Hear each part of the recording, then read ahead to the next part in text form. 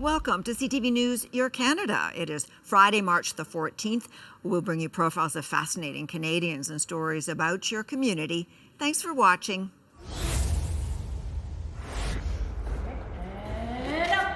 Yes, beautifully done. Yes. As a master's level gymnast, Milda Graham can flip, tumble, and do cartwheels with ease. She's keeping up with people less than half her age. She's 59. And then they see me tumbling, and then they're like, wait.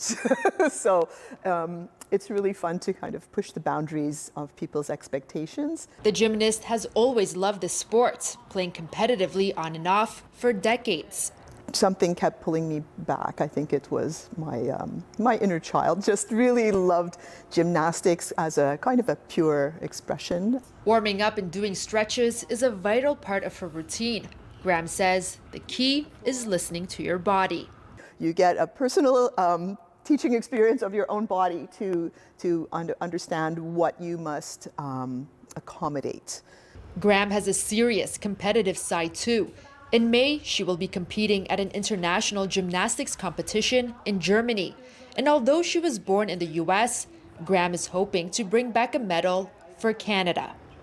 I've made my home in Montreal. I love Montreal, and the idea that I'm representing in this climate something that's really passionate to my identity and my locale and my community is off the charts for me. Up and come down. Okay. That's the best. Perfect solution. Her coach, Andrea Ripoleski, couldn't be more proud. I can't even describe it. I'm thrilled. I'm thrilled for Milda. She works hard for it. She always shows up. If anyone deserves to represent Canada, she does. And while the world of gymnastics might look a certain way, Graham is hoping her story inspires change. I feel like I'm standing up for, women and women's bodies. Proving that age is truly just a number. Swida Rassi, CTV News. I'm pretty excited because the last total lunar eclipse I saw was in 2022. There have been partial lunar eclipses since, but nothing beats the full effect of the blood moon. This time we're actually going to get a nice deep red. This is the first really deep one that the moon is going to pass into the Earth's darkest shadow, and so it's much more spectacular. The lunar eclipse happens more often than a solar eclipse, between 2 and 5 times a year, somewhere in the world. The phenomenon occurs when the Earth is in between the moon and the sun, and the moon passes through the shadow cast by the Earth. Because some of these sunlight rays are able to bend around the Earth and into its own shadow, they reflect off the surface of the moon and give it that reddish-orange color. That's why we call it a blood moon sometimes. Most of North America will be able to see the eclipse, which begins shortly before midnight and goes until about 6 a.m. The moon's entry into the Earth's shadow will give the illusion of dark blotches. At about 2:30, the moon will be completely in the moon's umbral shadow, its darkest shadow, and that's when we'll get the change from these bites taken out of the moon to the orange-red color. If you can't get up to catch the lunar eclipse, local astrologist Tom Sabokin says you can see planets from west to east. After sunset, Venus being the brightest, Jupiter almost straight overhead, and Mars to its left, and you can see those naked eye. He also says a space station pass will take place shortly after 8:30 tonight from the southwest to the northeast, straight across the sky. Roughly 8:37 to 8:42, there's going to be a space station pass across the sky. The space station looks like a bright star, but unlike an airplane, it doesn't blink. And if that's not enough, how about this? A clear sky in the early evening will show the full moon rising in a different shade of orange, almost pumpkin-like. If you go look at it again, let's say at 10 o'clock or 11 o'clock, it'll look bright white. All of the orange color will be gone maybe within half an hour of moonrise. So if you happen to miss tonight's lunar eclipse, don't fret. There will be a lot of pictures on display at the next Royal Astronomical Society of Canada's meeting at the Ojibwe Nature Centre next Tuesday at 7:30. Mark that one down on your calendar. And also to mark down on your calendar this summer is the next thing to gaze up into the sky and check out, a meteor shower, with the peak of it happening August 11th and August 12th. In Windsor, Bob Belichico, CTV News.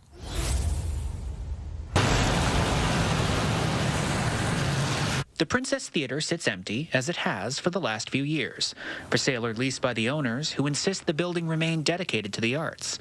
There have been many proposals from interested parties. Now one of them is taking his cause public, hoping to fund it through the community.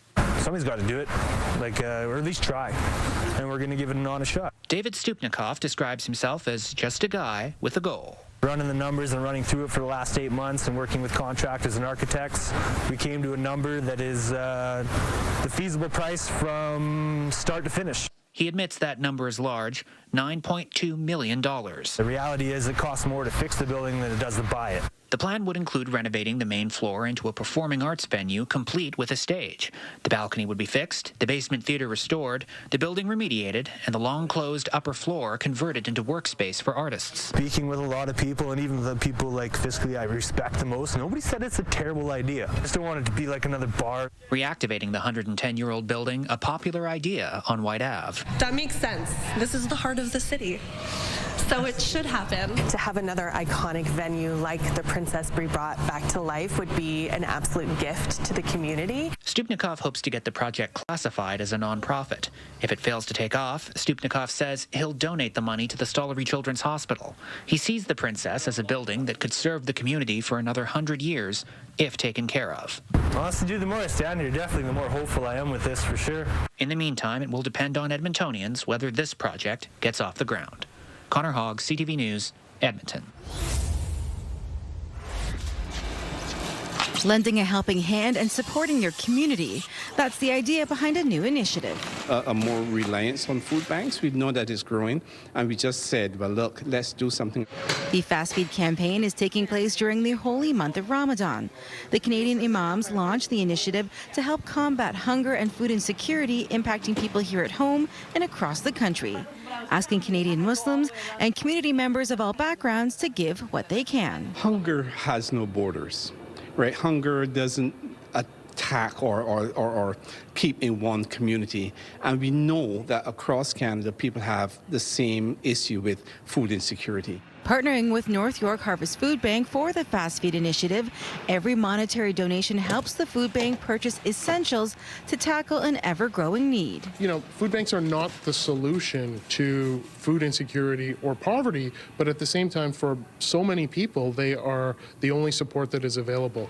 The FastFeed program is a branch off of the long-time Give 30 campaign that supports food banks across the country during Ramadan. And Give 30 campaign and FastFeed in particular is an opportunity to outreach to those people, knowing that this is happening in our community and the Islamic expectation of care for the neighbor and giving charity. That's a big part of why we're doing this with the Canadian Council of Imams. With the overall message that the community is stronger when we work together. This is an example of that type of support of community members, helping community members, and we are just thrilled to be a part of that and helping to be the conduit by which people can help people who are struggling right now.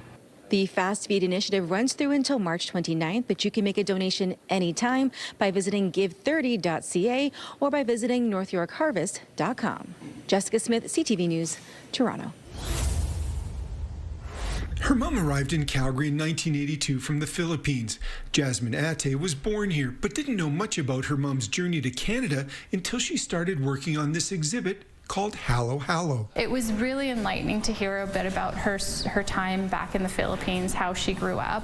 I wasn't aware of even the hardships that she had to face while in the Philippines, and the amount of persistence she had to do in order to get an education and then manage to get a visa in Hong Kong and then come to Canada eventually. Ate and Sam Mendoza put together this temporary exhibit at the Confluence that tells the story of 4 first-generation Filipinos, including Ate's mom. There's different forms of media to tell the story, and Sam and I felt that was the best way to showcase the complexity of the theme, which is facing around newcomers and their journey to Canada and identity and belonging. The suitcases represent that journey, and the red one is Ate's mom's.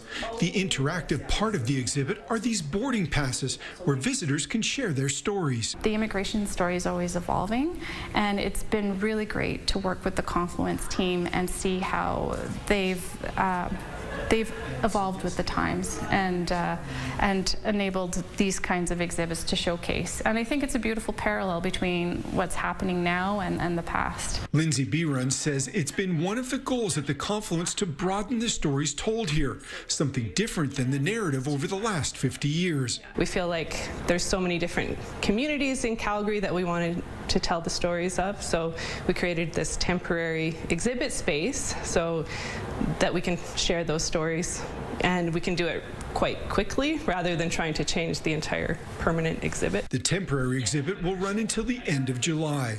Kevin Fleming, CTV News, Calgary. Aaron Gingras is getting a quick trim at the AWOL barbershop.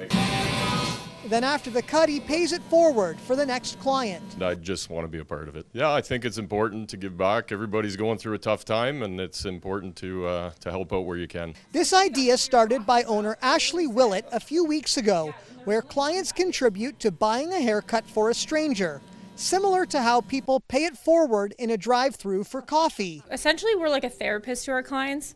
And so you hear about all of their struggles in life, and that's the thing. I just feel like everyone's kind of out there for themselves, so it'd be nice to just give like a small token towards somebody else to lighten their days, because you never know what everyone's going through. Shop staff took workplace training with Yes Employment Services, where Dustin Fay introduced them to the Pay It Forward concept. The training is to enhance a better understanding of mental health and disabilities and provide tools to help local businesses become more accessible. We don't just want to be a very cookie cutter program, so I always try to tailor ideas to the business specific, so that way they feel like it's something that they can bring back to their business and do for the community. The barbershop's acronym stands for All Walks of Life, and Willett notes it reflects its diverse clientele. Some come in with financial struggles, while others are just feeling down. And you don't have to buy a whole haircut for somebody. You can just donate $5, $10, like $2 even, like it doesn't matter the amount. You can just put towards the haircut. Since starting the initiative, she's received several donations and lots of positive feedback. Willett hopes people will spread kindness and be open to making someone's day brighter, one cut at a time. I think it would be really special. Eric Tashner, CTV News, North Bay. The Cape Breton Eagles will be wearing different duds when they hit the ice tomorrow night against the Halifax Mooseheads, and it's in memory of a man who helped the Eagles make landing on the island when the team moved from Quebec in 1997. He believed very deeply that Cape Breton needed a hockey team. Shannon Lynch Colburn is Greg Lynch's daughter. Her dad died of pancreatic cancer in 2004, and the team started wearing Irish-themed jerseys to honor Lynch and his Irish roots 3 years later. In the nearly 2 decades since, the Lynch family has always made sure to be in the rink on the night he is remembered. I mean, he was only 50 years old when he passed, but obviously, based upon all these things that still continue to happen in his honor, he left a meaningful impact and legacy. Now to Dean Wallet, there's the feed, there's the shot. Eagles business operations manager Joey Haddad remembers wearing the Irish jersey with Lynch's initials on it many years ago. Lynch's photo still hangs in the team's dressing room. It's that picture, it's the story of Greg Lynch, it's the fight we had in the early days to get a team, and that should be our inner passion, our inner desire to push us over the edge. At the end of the game, the green jerseys are raffled off in support of the Tom McNeil Cancer Patient Care Fund at the Cape Breton Regional Hospital. Over the years, the Irish Jersey Night has raised more than $187,000 for the cause. For patients who have to travel to Halifax for their care, patients that need very specific medications that aren't covered by their insurance, and it can also provide comfort items to cancer patients during their journeys. Though most of the Eagles who will wear this jersey tomorrow weren't even born when Lynch passed away, his memory lives on through the team, and many who knew the man say through his daughter. The biggest compliment that I receive from them is that they feel that I remind them of him, and I mean, that's the biggest compliment I could ever hear. And while the team hopes for a little luck of the Irish on the ice, it's a fitting tribute to a legacy off it. Ryan McDonald, CTV News, Sydney. Inside Grandma's sewing room, Malia Heidinger isn't shy about her passion. I've been sewing for a pretty long time. She sews every Wednesday with her grandmother, Carol Ellis, after school. The cross-generation hobby is a chance for the two to spend time together. I've been sewing since I was really little, maybe like 5, 6. I started to sew like little things like this. I made a pincushion when I was really little. I will say she's a bit of a natural. But this wasn't always the case. Ella says she watched Mila from a young age go through her scraps and anxiously await the day she could use a sewing machine. So I had to wait a year or so, and once she could reach the foot pedal, she's just taken off. Mila is never afraid to learn more. I made some doll skirts and stuff like that, and I really like making doll clothes. Her grandfather took her along with him this past weekend to St. Norbert Farmers Market. His inspired wood carvings gave her an idea of her own. He was like, I'm gonna do a pizza board, okay?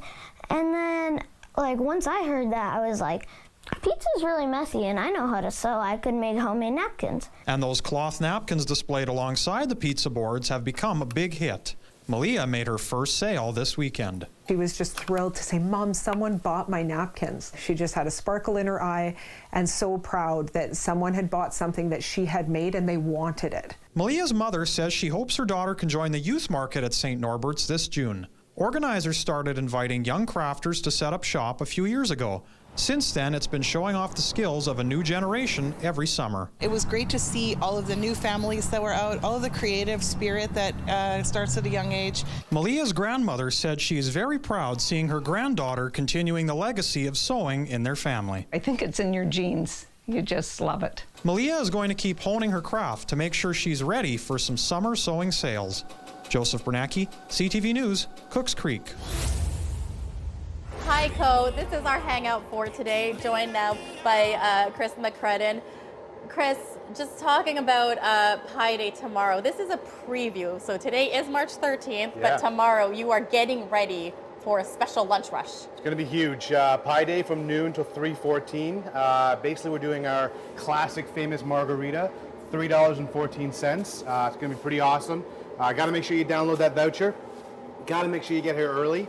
And I got to make sure you come hungry because it's going to be crazy. You guys have been here 5 years in the city. You've done this previous years. Yeah. How many people, what does that look like here for lunch? I mean, it's going to be pretty crazy. Lineups usually go around the block. You got to get here early, get here on time. And like I said, you got to come hungry because these pizzas won't last. The pizza we talk about is the margarita. You said it's a popular one. What is it about the margarita pizza that people love so much? The margarita is awesome. It's just your classic San Marzano crushed tomatoes, spread evenly over the dough. On top of that, we put a little bit of Parmesan cheese. Trade places with you. There you go. A little bit of Parmesan on there. Add some basil. Blasting out a little more of that flavor. Nice fresh basil on top. We're going to put a little fior latte cheese, very traditional. Just put that around the edges here. Fill that in nicely. And then lastly, just a little squirt of olive oil, just to really give it some extra flavor. Freshness. I love this. And again, the margarita pizza, you have to get the QR code or download the coupon before you enter here. No $3 pizza. No coupon, no pizza. Okay, Yeah. we're serious about this. So you have Serious two locations business. here in the city, Metcalf and then the one in Westboro as well. Both will be running the promo over lunch. All right, thank you so much, My Chris. pleasure. We're going to finish filling up this margarita pizza. And then we're, of course, going to put it in the wonderful oven and maybe chow down in just a bit. But for now, we're going to take it back to you guys in studio. Good stuff, Jackie. It looks amazing. Thank you. The staff at St. Timothy Elementary School are educating their students about safety precautions when they're online. Recently, the Regina Police Service came in to speak with students about safe and appropriate behavior. During the presentation, it was revealed although many younger students don't have phone access, a large percentage of them play online with people they don't know. It's frightening as to what's out there, and we just want our parents to know about the dangers that are there and so that they can help their kids be safe online, because there's just so many threats. We think it only happens in Vancouver or in Toronto. It's very real here as well. Bill Weir is the principal of St. Timothy and has been in the education sector for 28 years. He says with the rise of the internet, cell phones and technology, every year comes with new challenges protecting students. The thing is, what they do outside of the building is tough for us to police, and not even our our job to police. When we hear of these things, even though it's not our stuff, we still inform the parents so that they at least know, and then they can work with their kids. So yeah, the challenges are real. Sergeant Todd Jerome of the Regina Police Service says they regularly meet with students in the city about safety and cater to whatever situation they may be dealing with. He concludes serious situations can begin through online gaming. There's also people out there that are predators, and they go into those things and they may pretend that they're a 13-year-old boy or girl, and then they just start that process and grooming them and maybe getting an address or a cell phone or something like that. Next week, St. Timothy Elementary School is hosting an event for parents to learn about the potential dangers youth face online. Other Catholic schools in the area have also been invited. Mick Favel, CTV News, Regina. The Waterloo Warriors are getting in a morning skate ahead of the Ontario University Athletics Macaw Cup Championship on Saturday. The Warriors won it last year and are hoping to repeat that success. I think our group's pretty battle-tested. We've won in a number of ways this year. We've lost in some different ways, so I think we're ready to go. We've had a good playoff run here, and they're really pumped about playing at home. And for the first time, Waterloo is hosting the championship. It's only our second time actually being in the Macaw Cup, and to be hosting in our second time in program history is just incredible to see, and I'm so proud of this program. I'm so proud of this team. In front, and they win it! The Warriors will be facing off against rivals the Varsity Blues, who they beat in OT for the championship on Toronto's home ice last season. I know they're going to come in working hard because of what happened last year, so we just got to bring that same energy, same thunder back towards them. We got to go there last year, and I feel like changing the scenery to here with our fans is going to be really amazing. I mean, the Blues are an amazing team. They really, really work hard, and I think we're going to really have to bring our A game against them. Not only is netminder Kara Mark leading the league in postseason saves, only letting in 4 goals on 146 shots, she's been named Goalie of the Year. I feel like they're an absolutely amazing team. I really can't say anything bad about the girls in front of me. They're my best friends, and I really couldn't have asked for anybody better to play with. For now, taking things one skate at a time. They just kind of broke through last year, and we're pretty confident coming into this weekend and the Nationals next week. Puck drop on the championship match will take place at 4 p.m. on March 15th here at Columbia Ice Fields at the University of Waterloo. Ashley Bacon, CTV News, Waterloo. If you ask Olivia what she's listening to, she just might tell you about a small-town girl. Oh yeah, living in a lonely world, isn't it? The Journey song was her mom's go-to at karaoke, and what Olivia played for her in hospital the day before she died. It connects me to her. It reminds me of the joy that we shared through the song. Although joy was elusive when we first met Olivia a few years ago, when grief was everywhere. It made me feel like I was different or that I was weird. Olivia also felt alone after failing to find a book about loss from a teenager's perspective, so she wrote her own. That could help me through it, but also help, hopefully, other people. After publishing a trio of books in support of palliative care and volunteering with youth grief programs, Olivia began modeling at fundraising fashion shows, which led to meeting men with ulterior motives. My mom always told me, Olivia, watch out for the guys who are too good to be true, and you don't really know it until you kind of learn it. So Olivia started writing about her bad feelings. But unlike with the books, this wasn't making her feel better. But music does. So you decided to write a song? Decided to write a song. But you've never written a song before? Never written a song before. I've seen that life is so short. To not go for what you want, to not try, is failing. So Olivia started trying to set her words to music, teamed up with a professional producer, and spent the next 5 months recording a song and making a video. Olivia hopes Lust Over Love empowers listeners who felt diminished by another to realize their self-worth and transform their pain into positivity. I want to inspire other people because my mom inspired me. Her mom, who she has no doubt is singing along to her song From Above, who's proudly seeing how her small-town girl is growing up to be a strong young woman who won't stop believing in herself. Don't stop believing. I never did, yeah. Adam Sawatsky, CTV News, Saanich.